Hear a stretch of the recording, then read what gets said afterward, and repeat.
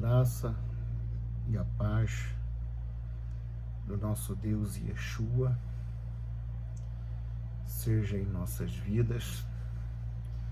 Nesta noite de domingo, são 19h40. Nós vamos dar continuidade aos nossos trabalhos a partir de Hebreus, capítulo 10, verso 3.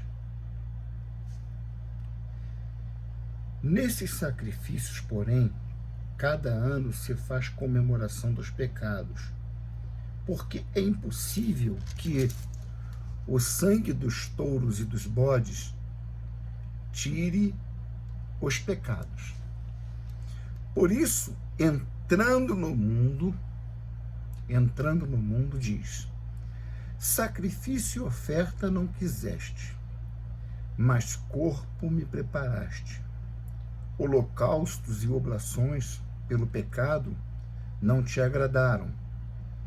Então disse: eis aqui venho, abre parênteses, no princípio do livro está escrito de mim, fecha parênteses, para fazer, ó Deus, a tua vontade. Vamos parar aqui e fazer uma reflexão sobre esses versículos. Nós sabemos que a lei de Moisés, ela vem marcar um tempo em que o pecado passa a vigorar como transgressão para a condenação eterna, né? A gente lê lá em Romanos, o apóstolo explicando que até a lei, o pecado não era considerado para a condenação eterna, mesmo sobre aqueles que pecaram à semelhança de Adão. Então, quando fala da vinda do Senhor, também em Romanos fala, se não me engano é Gálatas, vindo a plenitude dos tempos, veio o Mashiach, nascido sob a lei, nascido de mulher, entrando pela porta. Então nós sabemos que a lei traz um marco em que todo ser humano precisava, para amenizar na segunda aliança a sua situação perante Deus, de sacrifícios de sangue. Agora aqui, uma declaração inicialmente enigmática nos é feita. Por isso, entrando no mundo, diz: sacrifício e ofertas não quiseste, mas corpo me preparaste. Holocaustos e oblações pelo pecado não te agradaram. Então disse: eis aqui venho, no princípio do livro está escrito de mim, para fazer, ó Deus, a tua vontade. Nós sabemos que, ou precisamos perceber, que na lei Deus estabeleceu uma série de sacrifícios e ofertas por questões do pecado. Mas no caso do nascimento de um filho homem e dos filhos machos dos animais, eles eram como primogênitos de Deus.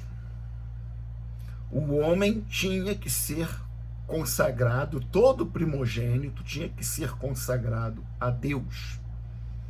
Está lá em Êxodo 13, verso 2 em diante, Levítico 12.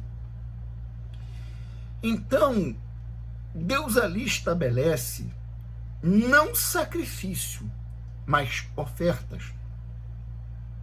a oferta que os pais tinham que levar até o sacerdote, e depois que passasse o período de purificação da mãe, comparecer ao templo para consagrar o menino. Nós encontramos isso a respeito de Yeshua aqui em Lucas capítulo 2,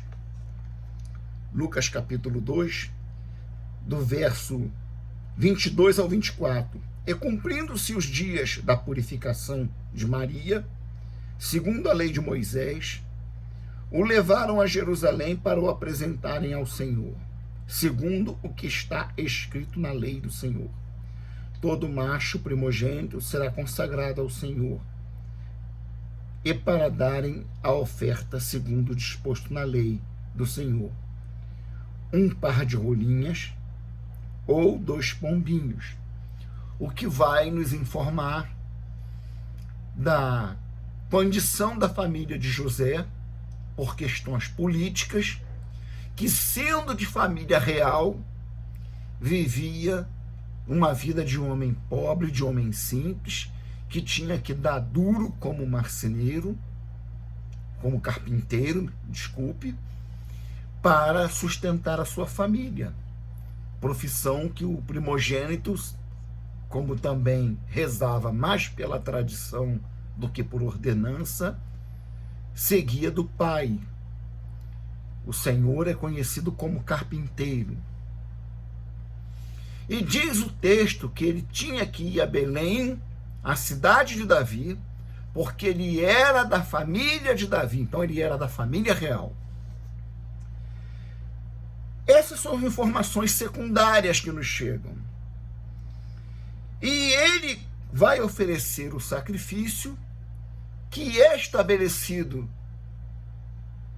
na Torá como sacrifício das pessoas mais pobres, talvez as pessoas quase na condição de miserável, que era o sacrifício de ofertar 2 rolinhas ou 2 pombinhos, mas tinha que ser ofertado.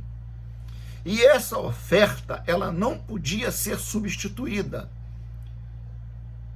Ela tinha que ser dada tal como estava estabelecido na lei, ou então o seu equivalente em prata ou em ouro. Aqui nós encontramos uma informação importante sobre a pessoa humana de Yeshua. Ele entra no mundo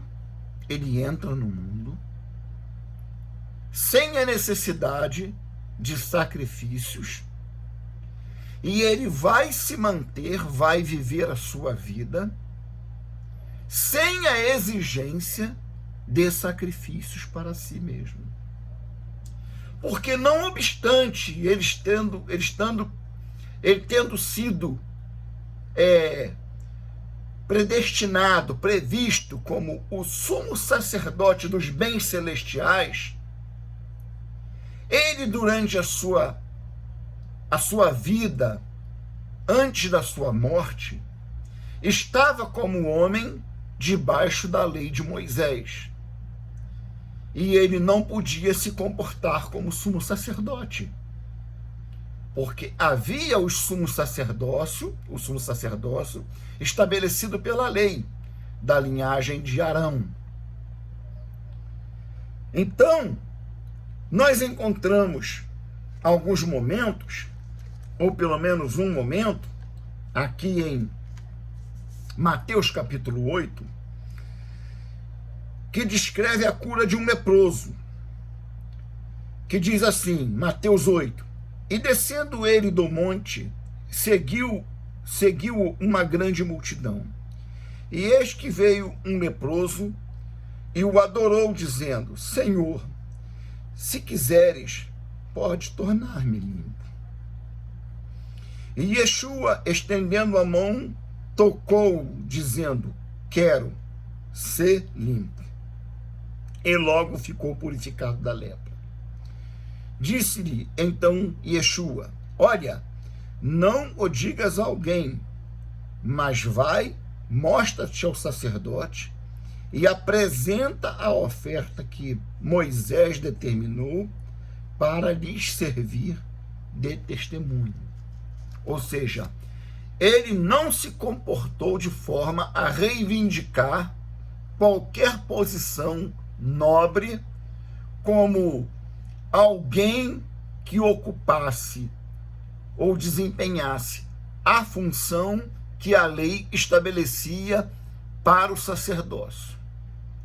Embora isso não estivesse tanto em vigor nos seus dias, visto que ele entra em sinagogas e encontra endemoniados, ele entra em sinagogas e encontra pessoas doentes, cuja doença era espiritual, como uma mulher encurvada, que ele vai, toca nela num dia de sábado dentro da sinagoga e endireita ela, e devido às murmurações ele fala: vocês tiram uma ovelha ou um jumento que cai no buraco no dia de sábado, e eu não deveria libertar esta pobre mulher que há 28 anos vivia escrava de Satanás? E ela era uma frequentadora da sinagoga. Os diversos tipos de enfermos que existia na Judéia, na Galileia, em toda a região de Israel. E o sumo sacerdote estava lá, os sumos sacerdotes, né? Que havia mais de um. Não deveria estar se cumprindo o que se cumpria nos dias de Arão e nos dias de Moisés? Mas nem por isso o Senhor podia evocar para si prerrogativas de qualquer aspecto da função sacerdotal. Então, aqui em Hebreus, ele deixa bem claro: sacrifício de oferta não quiseste, mas corpo me preparaste, holocaustos e oblações pelo pecado não te agradaram. Então disse eu: eis aqui venho, no princípio do livro está escrito de mim, para fazer a Deus a tua vontade. Como acima diz, sacrifícios e oferta, e holocaustos e oblações pelo pecado não quiseste, nem te agradaram, os quais se oferecem segundo a lei.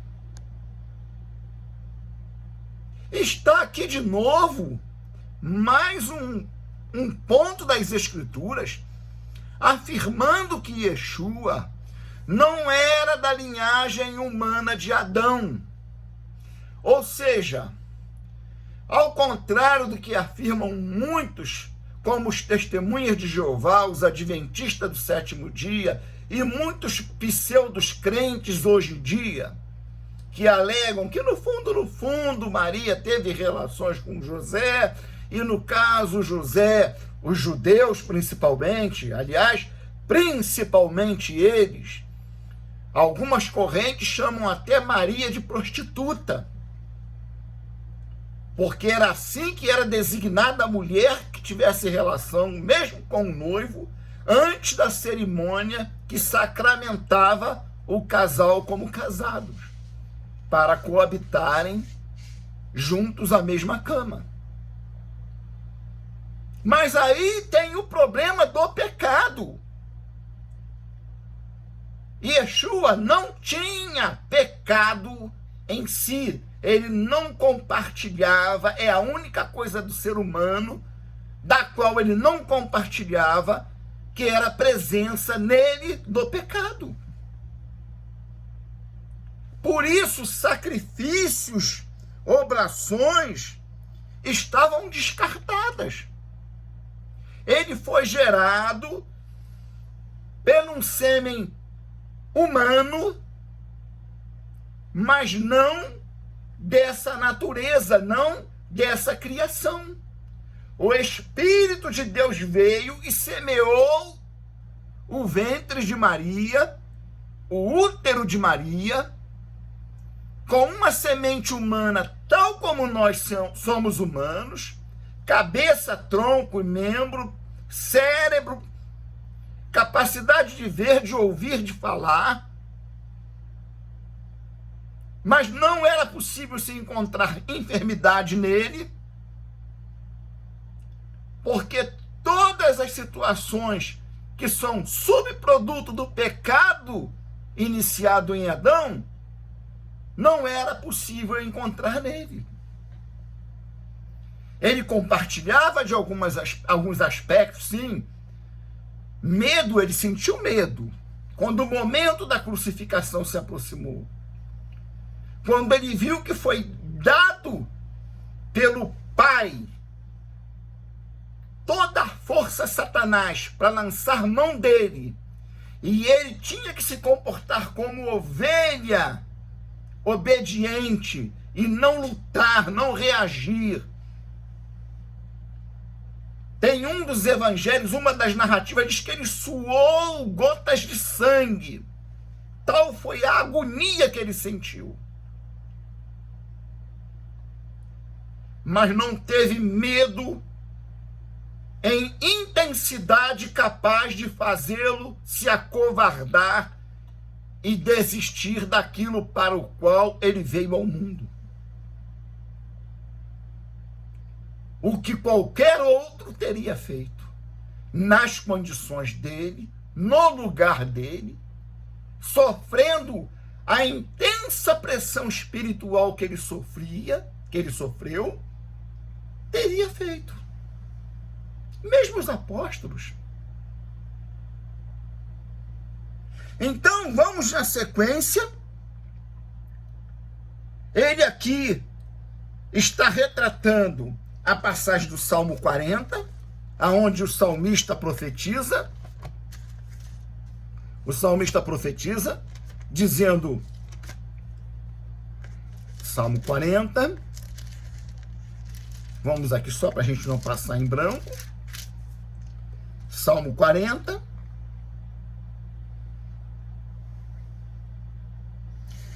verso 6, sacrifício e oferta não quiseste, os meus ouvidos abriste, holocausto e expiação pelo pecado não reclamaste. Então disse, eis, aqui venho, no rolo do livro de mim está escrito, deleito-me em fazer a tua vontade, ó Deus meu, sim, a tua lei está dentro do meu coração. Isto é maravilhoso, porque isto nos mostra que o que nós falamos, o que nós afirmamos da gloriosa natureza e da gloriosa pessoa do Senhor Yeshua, o Mashiach, o Messias, aquele que no Ocidente convencionou chamar de Cristo, Jesus, que acabou virando uma marca comercial como Coca-Cola, como Nike. Mas Yeshua, o verdadeiro, este aqui é a glória de Deus manifesta na figura humana. Então, nós temos aqui as palavras do apóstolo, que continua, então disse, eis aqui venho para fazer a Deus a tua vontade, tira o primeiro, revoga o primeiro testamento, para estabelecer o segundo, na qual vontade temos sido santificados pela oblação do corpo de Yeshua HaMashiach, feito uma vez. Ele é o sacrifício para os eleitos, para nós. Para ele não havia necessidade de sacrifício, não havia necessidade de oblação. Quando a mulher pega o vaso de alabastro com um unguento raríssimo e quebra e dedica a ele declara que aquilo ali era uma unção que ela estava fazendo e que sua memória se eternizaria por causa daquele gesto. Porque tirou o que tinha de mais valioso, de mais importante, talvez o que era garantia de sua sobrevivência familiar, para ofertar àquele que em poucos dias estaria sendo injustamente preso, julgado, condenado, sem direito à defesa e executado. Ele é o sacrifício, ele é a oblação que fez, não usando um animal sacrificial, mas a si mesmo. A oblação do corpo de Yeshua, feita uma vez. E assim todo sacerdote aparece cada dia, aí já falando de Arão, da linhagem de Arão, ministrando e oferecendo muitas vezes os mesmos sacrifícios que nunca podem tirar os pecados. Mas este, havendo oferecido para sempre um único sacrifício pelos pecados, está assentado à destra de Deus, daqui em diante, esperando até que os seus inimigos sejam postos por escabelo de seus pés. Porque com uma só oblação aperfeiçoou para sempre os que são santificados.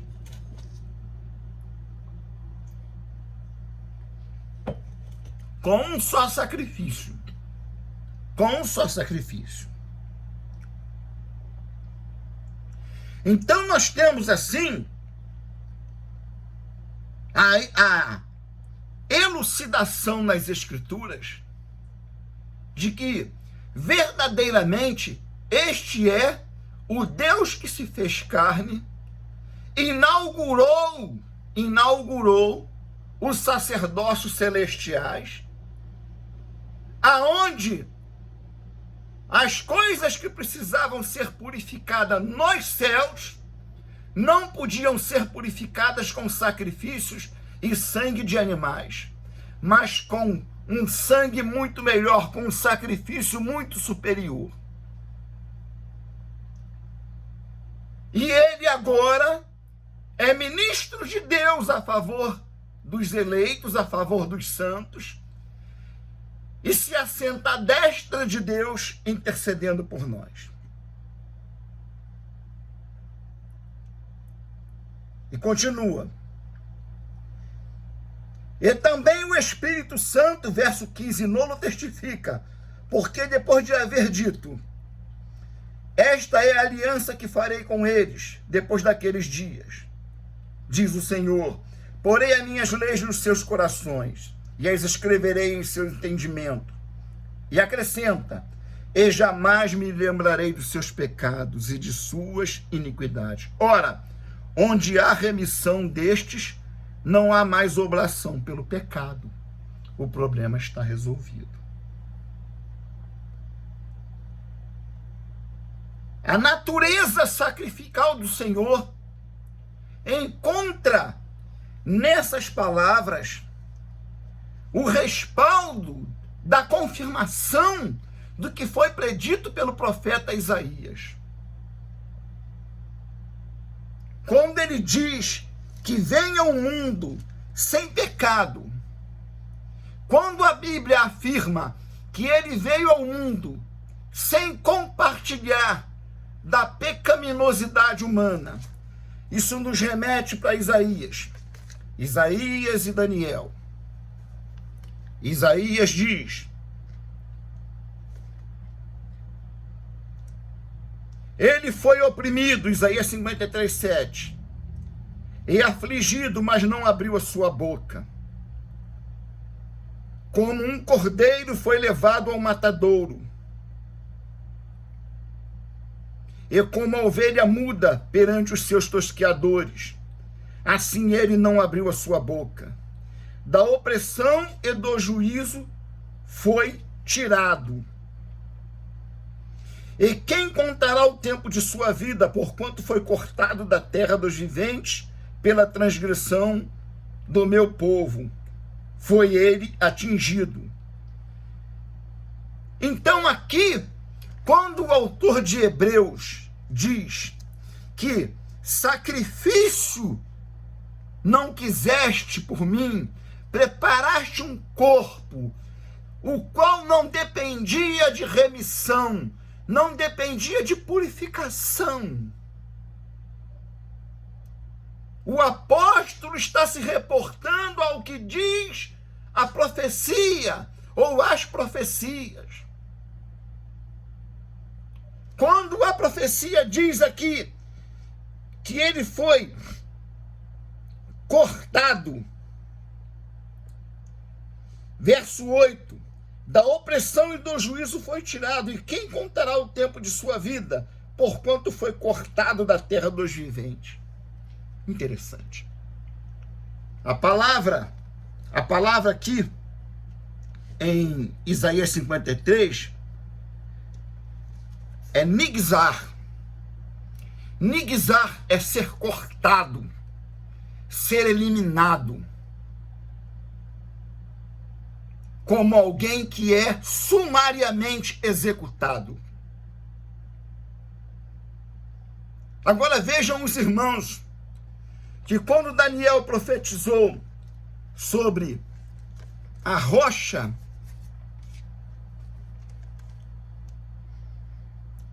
Daniel, capítulo 2, verso 34.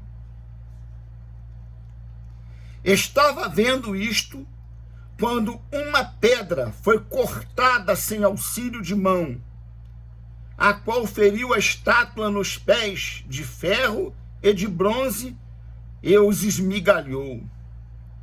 A palavra cortada aqui em Daniel é a mesma palavra hebraica usada por Isaías em Isaías 53:8. Em Isaías ela está sendo usada no nifal. Nigzar. Nigzar significa cortar. O nifal é a voz passiva do Paulo em Isaías. Já em Daniel, essa expressão se encontra no Hitpael.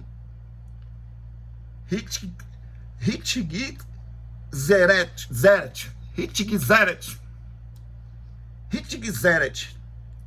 Então, a raiz Gimel Zai Resh está nas duas expressões usadas por profetas diferentes, retratando a mesma maneira com que o Mashiach seria tratado. Daniel descreve para o rei Nabucodonosor que o grande império dele refletia um império que surgiria no fim dos tempos e que seria muito grande e poderoso, mas que surgiria uma pedra que cresceria e encheria o planeta Terra, e é dessa pedra uma parte seria cortada e atingiria a estátua nos pés e a destruiria. E este reino, diz Daniel, não tem fim. O reino da rocha, cortado, sem auxílio de mãos, ou seja, dando a entender que a retirada do Mashiach, o julgamento injusto, o sacrifício na cruz, foi, antes e acima de tudo, obra de Deus. A mesma coisa retratado pelo profeta Isaías no capítulo 53.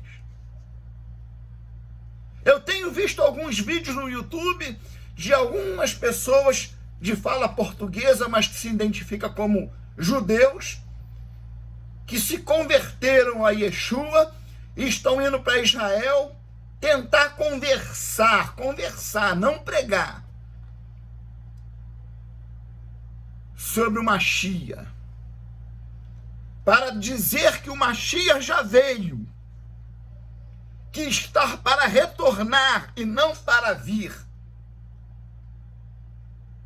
E já de longos anos eu vi várias pessoas, pastores, na febre dos anos 90, de ir para Jerusalém, e até pastores conhecidos meus. Oh, eu fui no Rio Jordão e quando eu mergulhei, eu tive a verdadeira salvação. Eu falei, ué, quer dizer que tudo que aconteceu na tua vida, que tu testemunhou as pessoas, que tu pregou no púlpito até agora, foi mentira? Até o que você disse que foi o Espírito do Santo que falou com você? Então você está chamando Deus de mentiroso agora? Mas eu estou mencionando isso para dizer que eu vejo tanta timidez. Eu não vejo pessoas que tenham coragem de chamar um rabino, aqueles que cospem, que dá tapa na cara, porque eles dão tapa na cara, eles cospem, pegam pedra se tiver, acerta a cabeça do crente, para dizer para eles que Yeshua é o Mashiach, e que o juízo deles está prestes a ser derramado, o fim dos tempos é chegado. E mostrando essas passagens, exemplificando, inclusive Isaías 53, que como em Israel, o Taná é matéria escolar obrigatória desde criancinha, desde o jardim da infância, mas Isaías 53 é tirado, não é permitido. Não tenho certeza nem se tem no Taná das crianças, dos adolescentes que vão para a escola. Recentemente vi um jovem entrevistando outros jovens. Ele chegava com bastante cuidado, com muita educação, bastante calma. Posso falar com vocês? Eu tenho uma passagem aqui, e eu gostaria de ler essa passagem para vocês. Eu gostaria de saber se vocês sabem de onde é essa passagem, se ela é do Taná ou se ela é da Brit Hadashah. E o rapaz pegou e começou a ler para eles. Mas ele foi ferido por causa das nossas transgressões e moído por causa das nossas iniquidades. O castigo que nos traz a paz estava sobre os ombros dele, e pelas suas pisaduras fomos sarados. Todos nós andávamos desgarrados como ovelhas, cada um se desviava pelo seu caminho, mas o Senhor fez cair sobre ele a iniquidade de nós todos. Ele foi oprimido e afligido, mas não abriu a sua boca. Como um cordeiro foi levado ao matadouro, e como ovelha muda perante os seus tosqueadores, assim ele não abriu a sua boca. Essa passagem está onde? Eram 5 estudantes. O primeiro deles disse, na Brit Hadashah, isso é o Novo Testamento, isso é sobre Jesus. Mas isso está no Novo Testamento, está na Brit Hadashah. Aí o jovem continuou perguntando aos outros, e você, o que você acha? Eu acho que é sobre Jesus. Vocês conheciam essa passagem? Não, nós nunca ouvimos falar. Nós não lemos a Brit Hadashah. Nós não cremos nela. Aí o rapaz falou, e se eu disser para você que isso é uma passagem do Taná? Eles disseram, não é não. O rapaz falou, eu vou abrir para vocês. É Isaías 53. E eles, desconcertados, aí 2 começou a sair. Ele falou, não precisa ficar. Aí um deles voltou e falou assim, você me mostra isso é Isaías? Isaías 53. O que está faltando é coragem, é pessoas de coragem para chegar para judeus, meninas, moços e moças, e dizer para eles que Yeshua é o Mashiach e que a hora é chegada, que o Senhor está às portas, e que Israel não tem e não terá nenhum privilégio. Cortado, niguizar, cortado, mas no sentido passivo-reflexivo. Essa é a posição do Ritpael. Hitgzeret. Desculpe esse chiado que a gente tem aqui. Não tem ti no hebraico. Ti. O tave ali está mudo. Hitgzeret. E é uma segolada, por isso é uma paroxítona. Passivo-reflexivo. Não houve sacrifício por ele. Ele foi o sacrifício por mim. Aleluia. Ele foi o sacrifício por nós. Mas não foi sacrifício para me fazer ganhador da Mega Sena. Não foi sacrifício para tirar a minha empresa da falência. Foi sacrifício pela minha salvação e pela minha comunhão com ele, com o Pai. Deixa eu seguir em frente, senão não vou terminar as passagens que eu sei. Sua missão é entrar no mundo como autor do segundo e último testamento. Hebreus capítulo 9, verso 16. Hebreus 9, 16. Porque onde há testamento, é necessário que intervenha a morte do testador. Mas no verso 15, um pouco antes, ele é o mediador. Ele também é o testamenteiro. Que diz, e por isso é mediador, verso 15, de um novo testamento, para que, intervindo a morte para a remissão das transgressões que havia debaixo do primeiro testamento, os chamados. Olha aqui, é os chamados. Não é quem quer. Não é quem sente o desejo no coração. Eu acho que hoje eu vou para uma igreja, vou levantar minha mão, fazer, aceitar Jesus. Vou passar lá pelo batismo do tanque de água da SEDAI, cheia de coliformes fecais. E aí eu vou ser salvo. Eu estou com vontade de ser salvo. Não! Aqui está dito de outra forma, para que seja aniquilada a remissão, para que faça a remissão das transgressões que haviam debaixo do primeiro testamento, os chamados recebam a promessa da herança eterna. Porque onde há testamento, é necessário que intervenha a morte do testador. Então, no verso 15, ele é o testamenteiro. É aquele que vai abrir e chamar os herdeiros e dizer, olha, eu vou ler o testamento, tá? A família toda tem que estar presente. Mas no verso 16, ele é o próprio testador.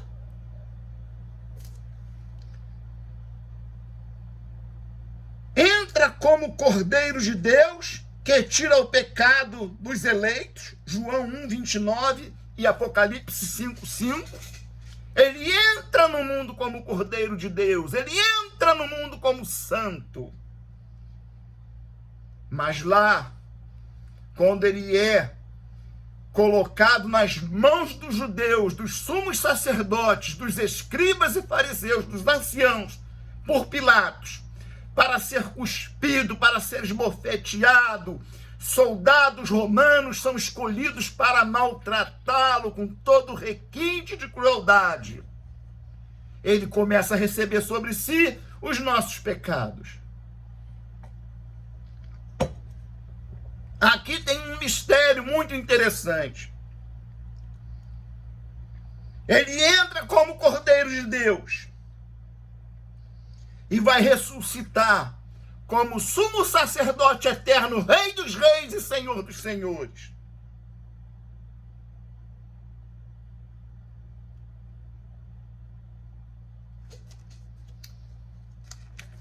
Estou acabando. Em Romanos 7. Romanos capítulo 7. O apóstolo Paulo diz, 7:4.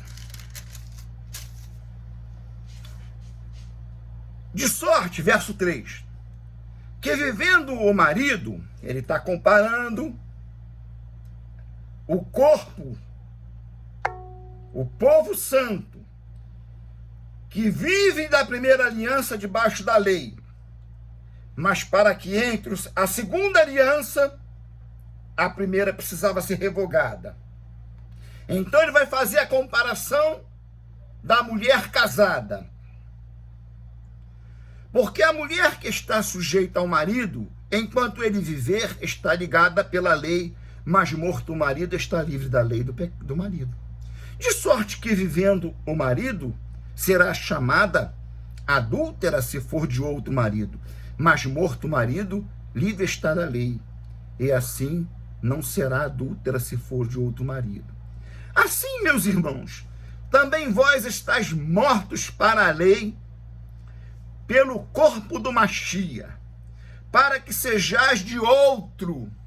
Ora, como assim, Paulo? Caiu um parafuso aí? O mesmo que morreu, ele diz em Coríntios, é o mesmo que ressuscitou. Em que sentido ele coloca outro aqui?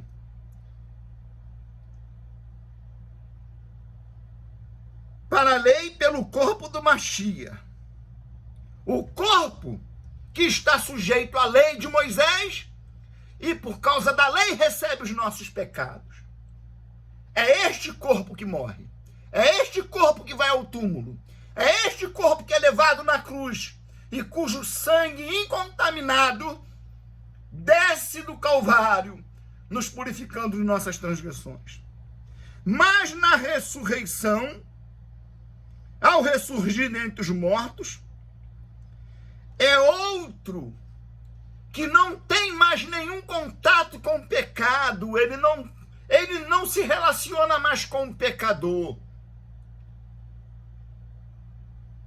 Os que possuem direito ao testamento, à herança eterna, já foram selecionados, já foram inscritos no livro da vida, selados na sua testa e na sua mão direita.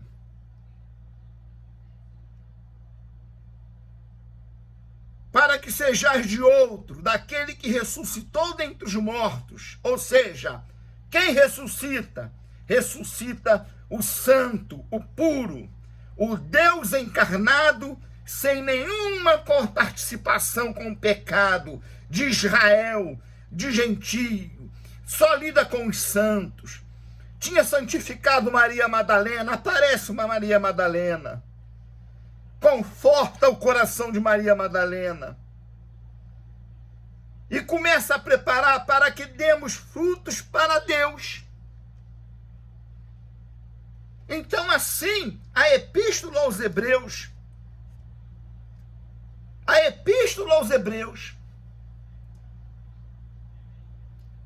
confabulando, interagindo, usando a intertextualidade com Isaías, com Daniel, com Romanos, com João Batista, com Apocalipse, vai nos mostrar a obra perfeita. A obra perfeita. Que nos mostra que temos um sumo sacerdote infalível. Infalível. Que veio para cumprir uma missão especial, uma missão rigorosa, uma missão que não poderia ser dada a nenhum outro, a não ser a ele mesmo. E como a palavra encarnada, ele cumpre a função.